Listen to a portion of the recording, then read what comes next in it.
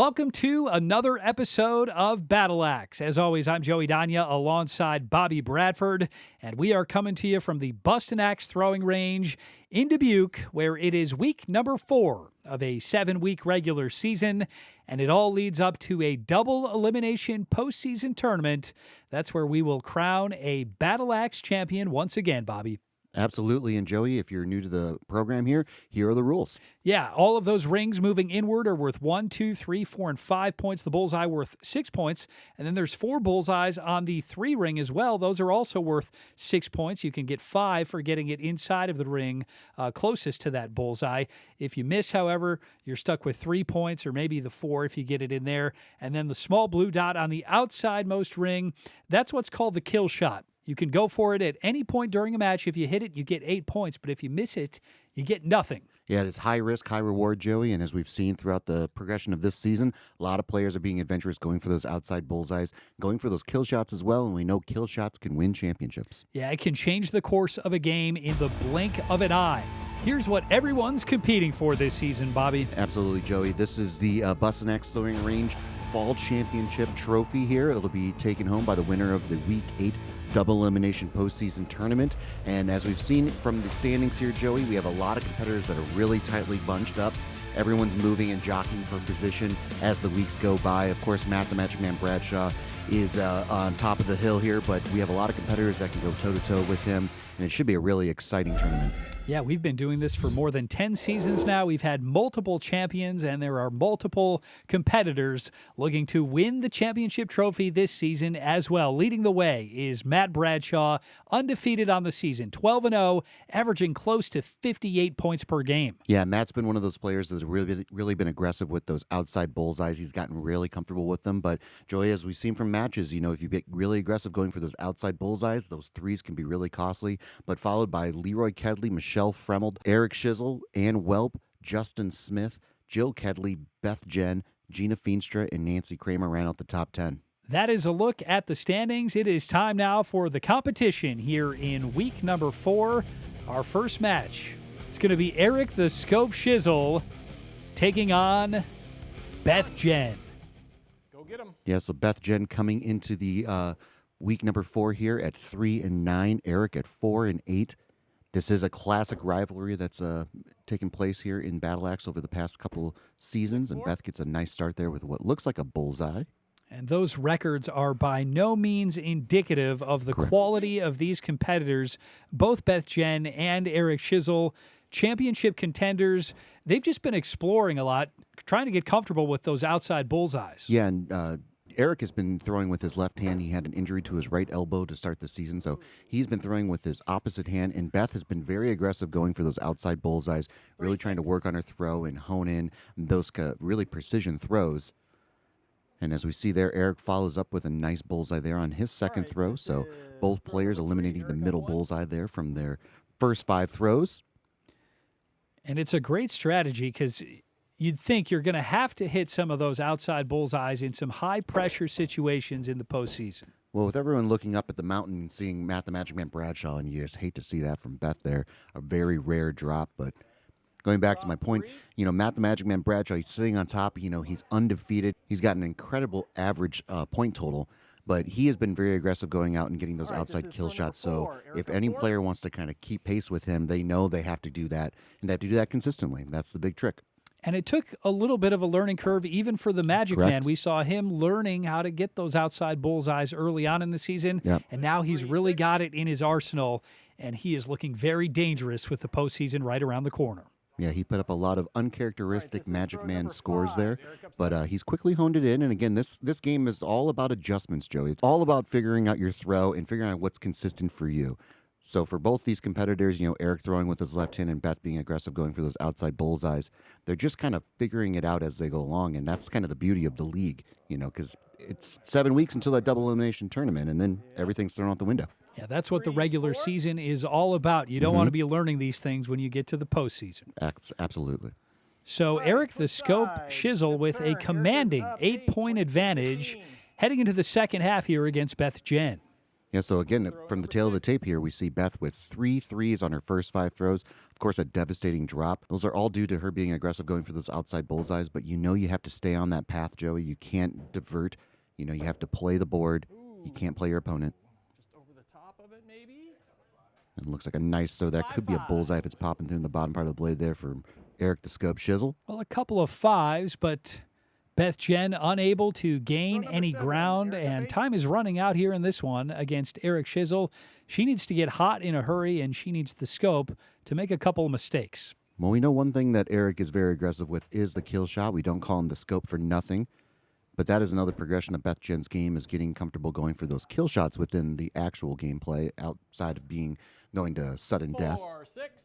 But it looks like she might be on target there with that bullseye on the upper left-hand side, and she is, so able to get a couple points there on Eric the Scope Shizzle. All right, this is So she's throw number within 8. 6 now with 3 Erica throws to 6. go. She opted not to go for the center bullseye, even though she could have scored 6 on it still. Probably just wants to stay in that rhythm of, this is how I'm going to do it when I hit it. Absolutely, trial and error, figuring out what works for you. Looks like she's off the mark there for a 3.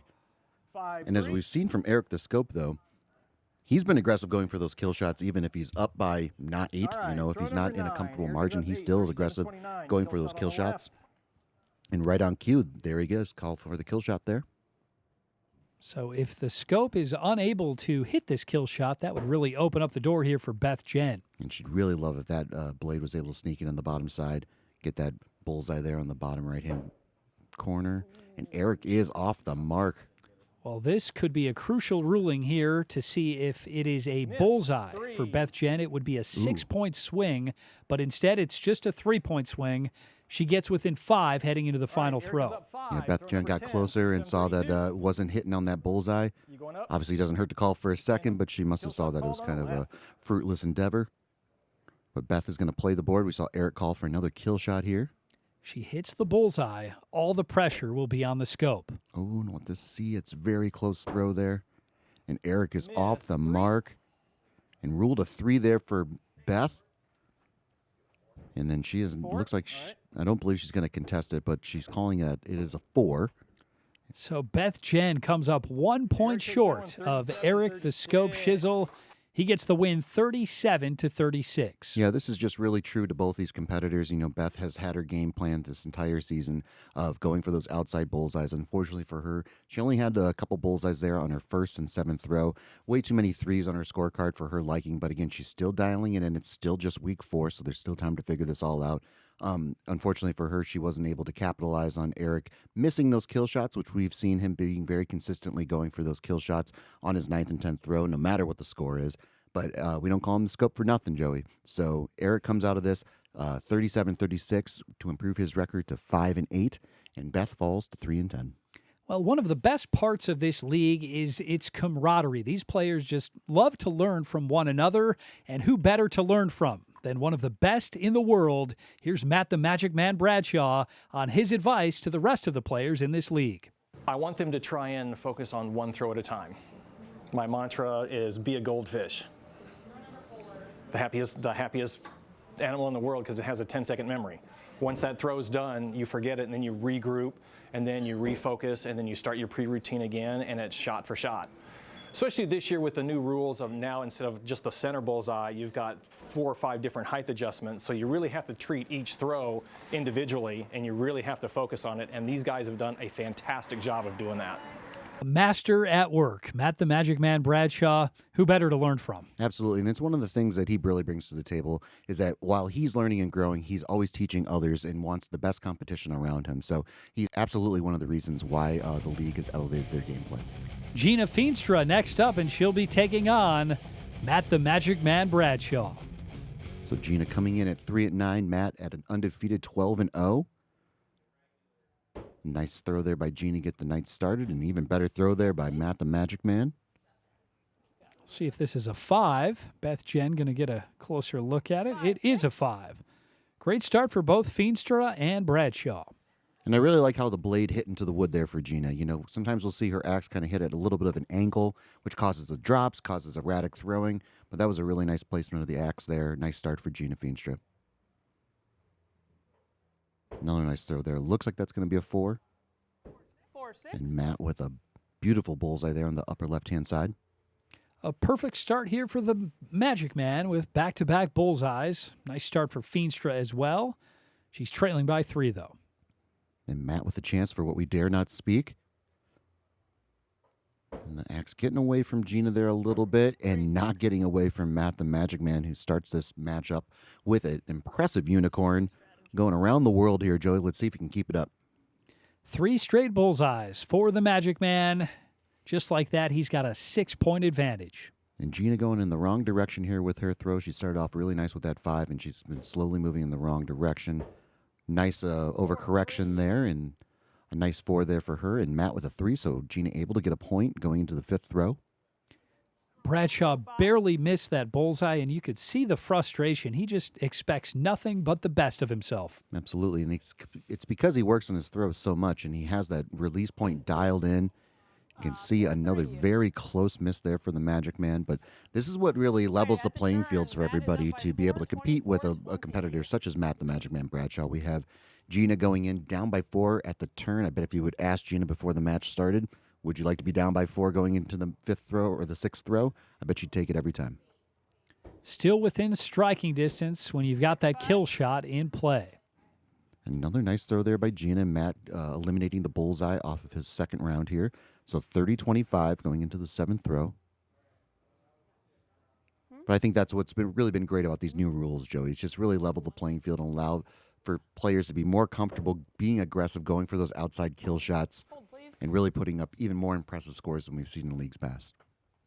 Beth Jen coming in to get a closer look at that, and it is a bullseye for Bradshaw. Back-to-back bullseyes, his 5th of the match. He extends his lead to 7. All right, this is throw 8. Matt's up 7. Yeah, so Matt with another chance at what we dare not speak. And Gina, again, just focusing up, play that middle of the board. Just really positive throws. You want that axe to hit in the board nicely and just holding on to it a little bit too long there. Looks like that's going to be a 3. And Matt, he might have caught it on the right-hand side there, Joey. Beth's going to get a closer look. Oh, it's so close. And again, even if it's popping through just a little bit of that black line that outlines that bullseye, it counts as a bullseye. So another unicorn for Matt the Magic Man Bradshaw. They don't call him the Magic Man for nothing. no, and so Matt with a 10-point lead. Let's see if he gets aggressive with the kill shot. And as we just saw there, Matt calls for the kill shot. So let's see if he can cap off this match with a really impressive score here. Gina with a nice throw there. That could be a bullseye if it's popping through. Matt looks like he's off the mark. I think he thinks he's off the mark. I'm glad you can see that. Yeah, you can see it's not popping through on that left-hand side of the blade there, Joey. Didn't miss it by much. We'll see if this is a bullseye for Gina Feenstra. Miss 6. And it is. So Gina Feenstra picks up 6 points. She gets within 4. Absolutely. So this is great. All right, this is So let's see if throw Matt, oh, 10. there he is. He's going to be Kill shot aggressive going for that kill shot again. So Gina, all she has to do is hit at least a 4. If Matt misses this kill shot, we're going to sudden death. If she hits a 5 and Matt misses, she comes away with the victory. She's off the mark. It looks like that's a 3. Miss Oh, 3. and Matt missed it.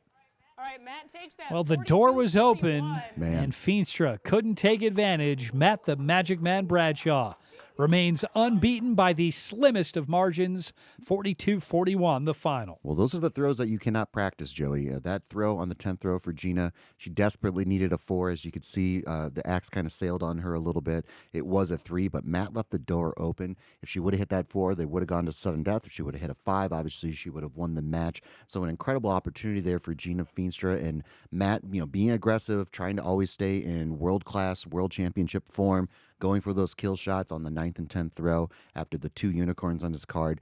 Wasn't scared, and he comes out the victor 42-41, but there's a lot to build on here for Gina Feenstra. She had a lot of nice throws. As you can see, she only had that 1 bullseye there on her 9th throw, but a lot of those 5s are very close to being 6s, so definitely something to build on for the rest of the league. We are just getting started here in week number 4. Much more Battle Axe still to come. Stay tuned here on MC22.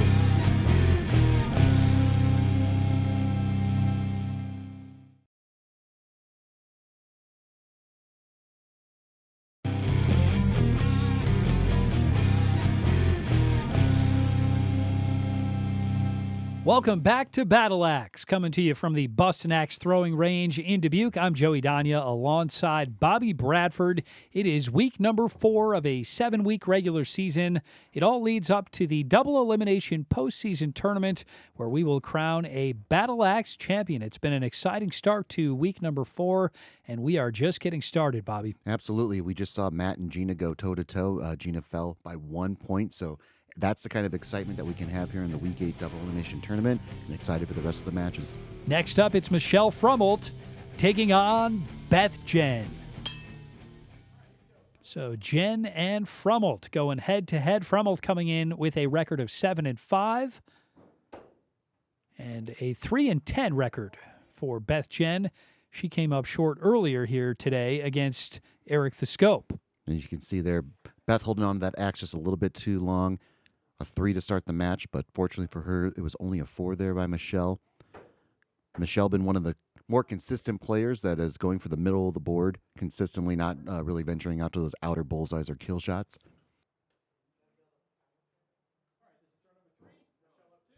Well, the 4s are working right now for Frummelt. She's got a 2-point advantage. Nice throw there. Exactly, and that's the kind of consistent throw that you want, and a nice response there by Beth Jen. You can hear the crowd going wild. So a couple 6s on their third throw. But really being consistent with that middle of the board for some players, Joey, is really beneficial because it allows them to really focus up on that release point. As you can see there from Michelle's last throw, very consistent right inside that 4-5 ring. Unfortunately for her, not catching too much of that right-hand side. But again, this game is about consistency, finding your release point, being able to replicate it over and over and over again. And for some players, you know, like Beth Jen, she's really been able to find that release point and find the middle of the board. Now the next part of her journey is going for those outside bullseyes. But for Michelle, it's focusing up on the middle of that board. Well, a nice first half here for Michelle Frummelt. She'll take a 4-point lead into the second half against Beth Jen. And the axe clink wasn't loud enough, so they had to do it twice. But the bullseye will reset now that they've switched sides. It looks like a 4 there for Michelle, and that is a bullseye there for Beth Jen. So this one is tightening up. Just a 2-point game now. 4 throws to go. And this is a kind of a strategy, Joey, in the tournament. I think when Beth gets into a lead or gets into a point where she's comfortable and has the ability to focus up on the middle of that board, I think she will, because it's all about survive and advance and everything. For her in this situation, Michelle with a nice 5 there, so she is down by 4. She's still going to be consistent going for those outside bullseyes and hoping for Michelle to make a mistake. She's going to have to hit some bullseyes here if she wants a chance, because Michelle Frummelt is dialed in. She extends her lead to 7 after her second bullseye of the match. Yeah, Michelle with a really nice throw there, increasing her lead by 7. Another nice throw there. Looks like that's going to be a 5. 3-5. Well, Michelle Frummelt with a nice round here. She's up by 9 heading into the final throw. And this is a situation where I'd like to see Beth Jen get really comfortable with going for the kill shot here in this situation. You know, she's down by 9. She can continue to play those outside bullseyes, but getting comfortable with going those kill shots as well is something you can kind of pull double duty on. 4. All right. So Michelle Frummelt gets another win here. 46-37 the final over Beth Jen. Yeah, just as the model of consistency here is the message of this game here. Michelle improves her record to 8-5, just staying very consistent, going for the middle part of that board. She did have the bullseye there on her 3rd and 8th throw, so doing a nice job of capitalizing on the bullseye. That 5 that she had on her 9th throw would have been a bullseye if she didn't hit that on her 8th throw, but a really nice consistent round, something to build on for her. No drops. Her axe was hitting into the wood very flush, so a nice score of 44. And then for Beth, again, just like the first match that we saw, too many 3s. There's a couple bullseyes there. It's still a learning process. We're in week 4. Those 3s are very close to being 6s, you know, but we have to get a little bit closer, be a little more consistent before she can start putting up some scores that we're used to seeing out of her. Well, time now for our next matchup, and Beth Jen going to get right out there and go back to work. She'll be taking on Justin Smith. Justin, another thrower that's been really consistent into the middle of the board, but we've seen him start to venture out, going for those outer bullseyes, getting comfortable, going for those kill shots every once in a while. All right, that looks like possibly a 5. It looks like that's a bullseye there for Beth Jen on her first throw. A 4 and a 6. Well, a great start here from Beth Jen after the loss to Michelle Frummelt. She opens up this one with a bullseye, and she's all smiles. Well, I like that she's stuck with her tactic that she wanted to have throughout the season. You know, it's one thing to not have immediate success with it and then kind of abandon ship and go back to what you know. But she knows in order to win a championship here in this league, you have to be able to hit those outside bullseyes consistently. No guts, no glory. Beth Jen letting that axe get away from her, and we are all tied up at 8. And then for a thrower like Justin, you know, he's come out of the gates really hot. He's really been hitting that board nicely. We've seen very few drops from him. I hope I don't jinx him through this matchup. But he's been living in that 4, 5, and 6 ring very consistently. And one of the things you have to learn, Joey, is how to be the aggressor. You know, you have to learn how to play with the lead and be aggressive and keep your opponents on their heels. And I think that's the next progression for him as a thrower, is learning how to be the aggressor. Well, now he's got a 2-point advantage, so we'll see how aggressive he gets. Looks like Beth is off the mark, and it's easy to be aggressive and steady in the middle when your opponent's still throwing the threes. So for him, he is more than happy. Beth's not really putting any pressure on him by not hitting those 6s. So he has a 3-point lead going into the 5th throw, and he's more than happy to play the middle of the board. Especially when you haven't scored 6 on that center bullseye. No reason not to just go right down Broadway at that point. Absolutely. So it looks like that's going to be a couple of 4s there. Maybe a 5 if it's popping through in the top part of that blade, but yeah, as we can see there from our side cam, that's a pretty clear 4 there for Justin. So Justin Smith will bring a 3-point lead into the second half, 21-18 over Beth Jen. But again, you really can't say enough about Justin and how he started throwing axes here. I mean, it's been really consistent. It's almost like he'd been doing it in his own free time before he got to the league, but that is not the case. He showed up here green and has learned very quickly how to be one of the top competitors in this league. Couple of 4s from Smith and Jen, so it remains a 3-point lead for Justin Smith. You can see Beth off the mark from even the middle bullseye. So I don't know if her exact strategy is to start with the middle bullseye and then start to go outward. As you can see there, she hit the outer bullseye there on the top left-hand side. And we got 4. So this one is getting close. Justin Smith's lead down to 1 point with just 3 throws to go. And I kind of wonder if Beth Jen's mentality is go for those outside bullseyes first because she is fairly consistent and comfortable with that middle bullseye. So, first couple throws, go for those outer bullseyes, see if you can hit it. And then you always have that middle bullseye that you're very used to in your back pocket for when you need it on your 9th and 10th throws. Something we haven't confirmed yet, but just hypothesizing. It's a nice strategy. It certainly could pay off in a big-time matchup. As we can see, she is off the mark there in between those 2 right side outer bullseyes.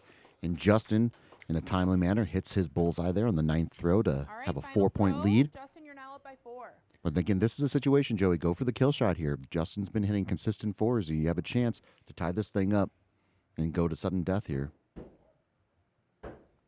Justin did his part. Looks like we got 4 and 4. Yeah, I'm with you, Bobby. Would have loved to have seen Beth Jen go for the kill shot, but Justin Smith gets the win here, 43-39.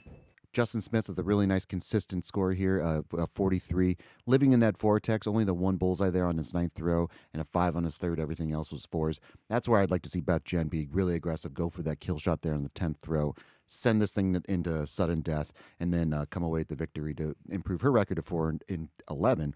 As it stands, though, she falls to 3-12. She did have the bullseye there on her 1st throw and a bullseye there on the 7th throw as well. But those 3s are really killing her as far as records are concerned. But we know that she's practicing, she's putting in the work, and those are things that are going to build over time. Yeah, it's been a slow start here to week number 4 for Beth Jen. 3 matches and 3 losses. Here's Jen on her throwing thus far. So early in the season, I was really happy with the scores in the upper 30s because that usually meant that I had 1 bullseye. But now as I've started to hit more of those outer bullseyes, I've really been aiming for those mid 40s to upper 40s because I know that it's absolutely possible. So to have a couple of low scores in the 30s and kind of mid 30s has been a little disappointing today. So I just think I really need to kind of refocus and adjust my throw a little bit. The blade is starting to turn on me, so if I can eliminate the turn of the blade, The handle looks like it's lined up with some of those outer bullseyes, so I think I'll start hitting some of those. We'll see how she responds, Bobby. Much more Battle Axe still to come. Stay tuned here on MC22.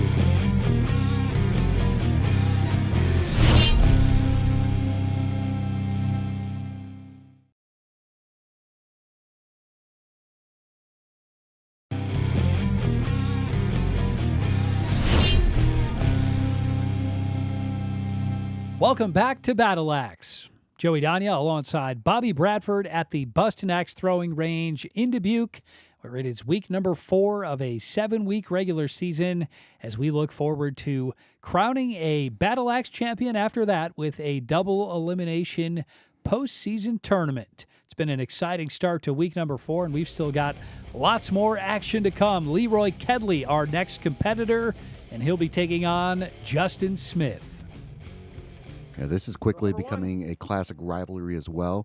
Leroy coming in at 9-3, Justin at 8-5. Justin with a victory over Beth Jen earlier in the night, 43-39. And it looks like that could be a 5 there for Leroy and a 4 there for Justin. Matt's going to get a closer look. 4 and 4. Further review, it's a couple 4s. Well, didn't miss the 5 ring by much. We'll see if Kedley or Smith can hone in and get a 5 or a 6 right here. Another good throw from Kedley. Yeah, Leroy's been one of those players that's come in right away, similar to Justin, where they've been playing that middle of the board, been very, very consistent, and that's why Leroy finds himself in second place, right behind Matt the Magic Man Bradshaw. Leroy has said in interviews before that he wants to start being adventurous, going for those outside bullseyes. Fortunately for him, though, he's been able to put up a lot of impressive points and hasn't really needed to be that aggressive. A nice bullseye there on his third throw to have a 14-11 going into the fourth throw. Wild thing is So up. we'll see what Kedley does here. We'll see if he gets adventurous and goes outside. He's going to just stay steady Eddie playing that middle of the board. Looks like that's going to be a 5 there for Leroy and a 4 there for Justin. 5-4. So Leroy Kedley extends his lead to 4 over Justin Smith. All right, this is throw number 5. I'd love to see Leroy's Kedley get a little 4. aggressive. And this is what we were talking about with Justin and Beth's matchup. You know, you have to learn how to be the aggressor. So in this situation, Leroy's perfectly happy just trading points here with Justin because he's so consistent into the middle of that ring. But for him to really, go to toe-to-toe with Matt the Magic Man Bradshaw or Eric the Scope or any other past champions, you have to get comfortable with those outside bullseyes and kill shots. Yeah, it's great that he's been able to consistently hit the middle so often, but you've got to add on to your game if you want to make a deep run in the postseason. Oh, he has all the talent in the world to be able to come home with a championship. And as we can see there, I think from his throw there, that is a bullseye there. So Leroy starts off the second half with a bullseye, 30-24. But it's being adventurous. Now you're up 6. You have a position here, at least maybe after a couple throws to be adventurous, going for those outside bullseyes. And maybe that was one of those throws there, Joey. 5-4. Yeah, tough to say with that one. He put it right in between the two of them. We'll see what he does here now with a 5-point lead over Justin Smith and 3 throws to go. Well, that only speaks to how good of a consistent thrower that he is, because it was off the mark just enough to wonder if he was actually going for one of those outside bullseyes. It looks like Justin might have that if it's popping through the top-hand side of the blade. 4-4. But not the case, so a couple 4s. But again, this is where Justin can be the aggressor here. He can start going for those outside bullseyes, put some pressure on Leroy. They both know each other's game, so you got to mix it up a little bit, shake it up. Yeah, I'd love to see Justin go for a kill shot here. Just one throw to come after this. Why not? Well, we saw it from some of our first seasons that we ever had, Joey. When Eric the Scope was so aggressive going for those kill shots, he kind of set the tone for everybody else, and they knew that he was going to be aggressive going for those kill shots. Then come tournament time, he had those in his back pocket when everyone else was just figuring it out. So All right, this is throw number 10. Leroy's it's all up 4, fine in the regular season, to 41-37. play that middle of the board and, put up some really impressive, good, consistent scores. But those are the kind of throws that championships are made of. Looks like a couple. Well, that looks like could be a 4 there for Justin and a 3 there for Leroy. 4-3. Yeah, now had Smith hitting a kill shot, Correct. Leroy takes that would have been going to sudden death. 41. Absolutely. And again, these are the things that you have to learn over time. You have to get comfortable with. You know, for Leroy, he's very comfortable going for that middle of the board, and he's very good at it as well. So there, you can see there he has a bullseye in third and the sixth throw, 5 on his fourth and fifth throw, a couple threes to end it out, something that we're not used to seeing from him. Maybe it was him getting adventurous going for those outside bullseyes. We don't really know, but he does improve his record to 10-3. Justin falls to 8-6, but as you can see there, a nice score of 41. No bullseyes on his card, and so something that he definitely wants to have going into his next matchup. But for both these competitors, they're very consistent. They have that middle of the throw down. They don't really have any kind of drops in their game. They have all the makings of a champion, and all they need to do is start really being aggressive, going for those outside bullseyes, take the path that some of the other top competitors in this league have taken. And I want to correct myself. Had Smith hit a kill shot there on his final throw, he would have won. I was never good at math, Bobby. Gina Feenstra next up here, and she's going to be taking on Michelle Frummelt. We'll see if both Michelle and Gina can capitalize on both really good first matches here. Oh, you just hate to see that with Michelle with a drop there on her. She had such a good round earlier, 46-37 in a win over Beth Jen, but a shaky start here against Gina Feenstra. And we've seen a wobbly axe from Michelle in the past, Joey, but that wasn't really a very wobbly axe. It almost seems like there was a knot in the board that just kind of hit and allowed that axe to kind of bounce off the wood instead of pierce the wood. Yeah, the wobble had been a real issue for her early on in her battle axe career, but this season, not so much until here on her first throw. She is able to make up some points, though, there on her second throw. Gina throwing a 2, so we only have a 4-point game going into the third throw. And as we've said before, you know, if you're going to have a drop, you want to have it early on in the game. Beth Jen going to come in and get a close look at this one, see if it's a 3 or a 4. So ruled a 3 there. We'll see if Gina wants to call for a second opinion. I believe she just did call for a second. So Jill Kedley's going to come on in and see if that is truly a 3. And remember, Joey, the person that makes the second opinion, that is the decision that is made. It looks like Michelle's going to get in there. Oh, I think they're seeing that is actually a bullseye there, Joey. So initially ruled a 3, and I think what they saw there on the bottom part of that blade was a bullseye. Well, what a difference that made. A 3-point swing on that call. And again, that's going for those outer bullseyes or not. You know, if it so happens to hit, even if you weren't aiming for it, it all counts the same. Better to be lucky than good sometimes. Well, you said it, Joey. Looks like a 4 there for Michelle and a possible 3 there for Gina. Yeah, after that last throw, Beth wants to get an up-close look and make sure that's actually what it is. Gina is up by 6. So a 21-15 advantage for Gina Feenstra heading into the second half here against Michelle Frummelt. And Gina playing with a little bit of house money here. Just stay consistent in the middle of that board. Nice throw there by Michelle. Looks like she got that bullseye. And it could be a bullseye if it's popping there on the top part of that blade there for Gina, but it has ruled a 3. So she does not get the bullseye on that one. But Michelle Frummelt does get the bullseye to extend her lead by 3. Yeah, just a really nice job of making up for that drop on her first throw. Bit of a wobbly axe there, but looks like that's a 4 for Michelle because it's not popping through in the bottom part of that blade. And a nice 5 there for Gina. So consistent throws. That's what we were looking to see here, Joey. Gina's up by 4. So Gina Feenstra picks a point back and extends the lead back to 4. It looks like that's a 4 there for Michelle and off the mark for Gina Feenstra. It looks like that's going to be a 2, possibly a 3 if it's popping through the bottom part of that blade. But ruled a 2. This one is getting close. 31-29. Gina Feenstra in front with 2 throws to go. Yeah, for Michelle, she's got to keep playing that middle of the board. Looks like that's going to be a 4. Happy to trade points is Gina Feenstra.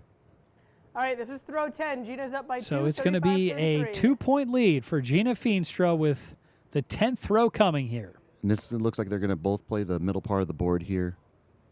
Happy to see if their opponent makes a mistake. And it looks like that's going to be a couple 4s. Dramatic pause.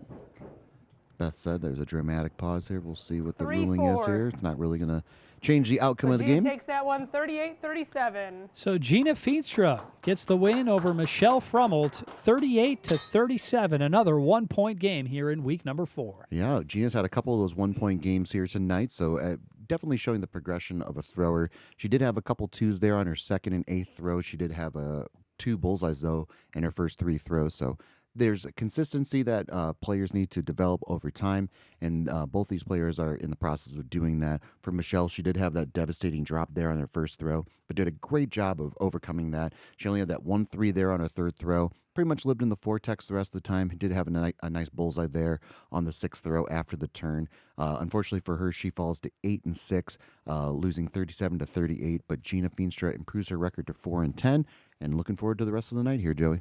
Yeah, we are not done yet here in week number 4. A couple of matches still to go. We'll bring them to you straight ahead. Stay tuned for more Battle Axe.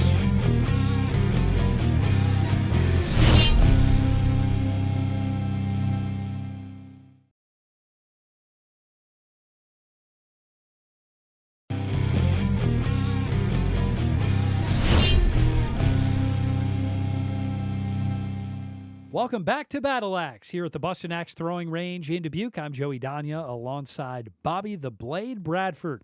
It's week number 4 of a 7-week regular season as we get set to crown a Battle Axe champion in a double elimination postseason tournament. It's been a really exciting week number 4. We've had a lot of 1-point matches, and we're not done yet. Still a couple more matches to go, and we're going to bring them to you right about now.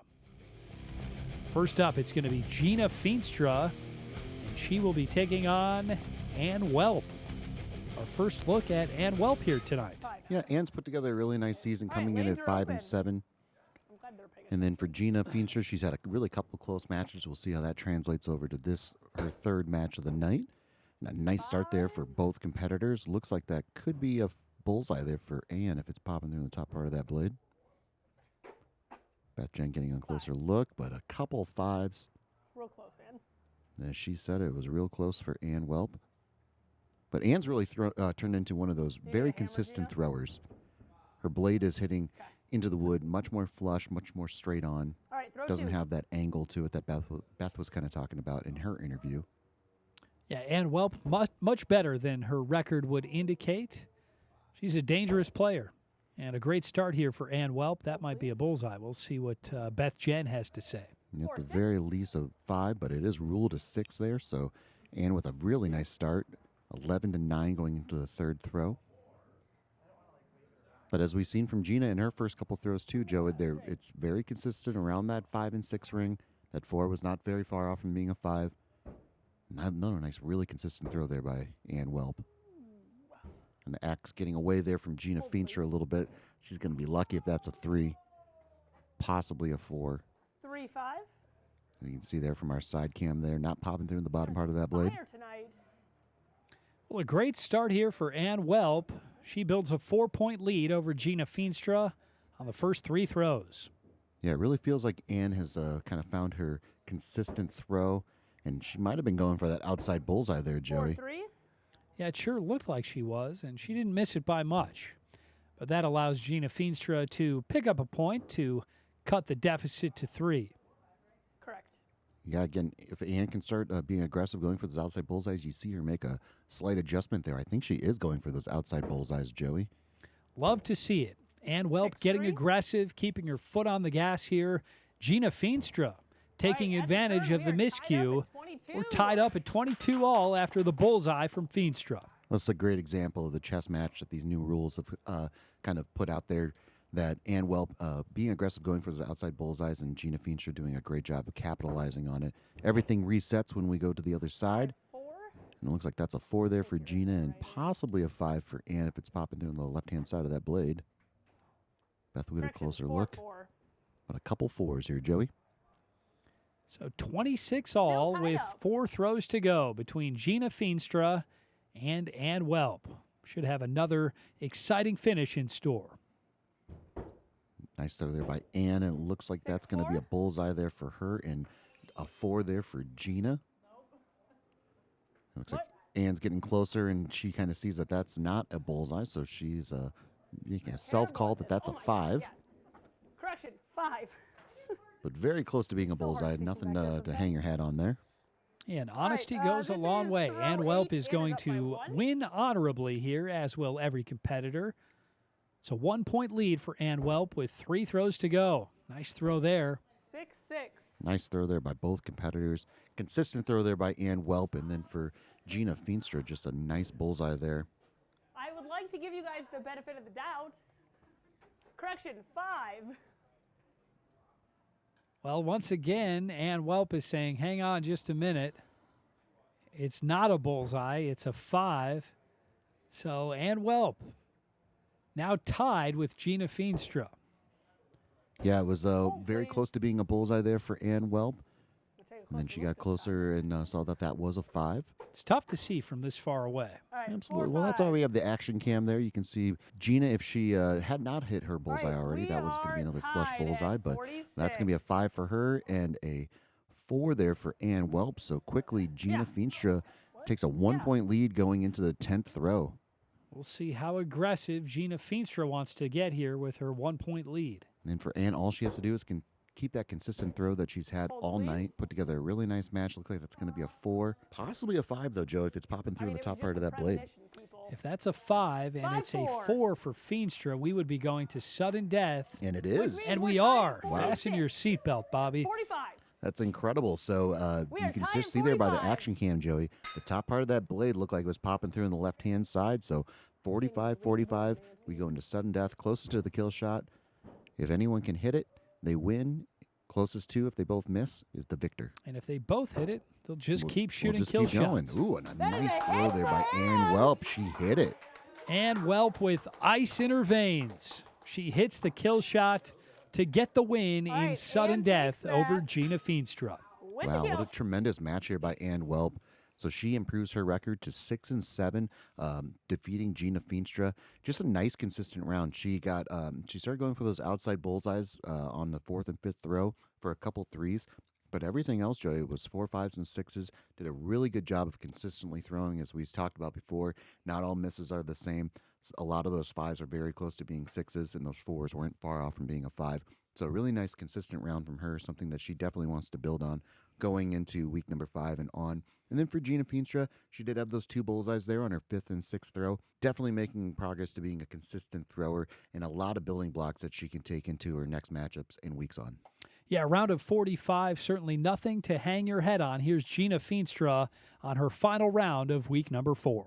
So just played Ann, and I not only got new high score of 45, went from 43 to 45, but me and Ann ended up tied and in sudden death, and she hit the kill shot, spot on. I was not too far away, so I'm pretty proud of that throw. Gina Feenstra with a lot to build on with that postseason right around the corner. That's all the regular season's about, Joey, is building blocks and getting ready for that double elimination tournament. Michelle Frummelt ready to go here in our final matchup of week number 4. She'll be taking on Jill Kedley. Lanes are open. I need to be like 3. So Jill coming in at 6-6. Again, another very consistent thrower, playing the middle of that board, but also being very adventurous, going for those outside bullseyes and kill shots, Joey. Closer look at that. You're fine. You can Beth Jen is going to get a closer look at this one for Michelle Frummelt. We'll see if that's a 5. That is going And to be it just missed the 5 ring. so All right, 5 go for to Jill and a 4 for Jill's up by Michelle. 1. But again, I love that Jill's been very aggressive with that kill shot. She has 4, not been 6. afraid when she's down to be able to go for that kill shot, getting very comfortable with it. And Michelle with a nice throw there on her second throw, a bullseye there to increase her lead.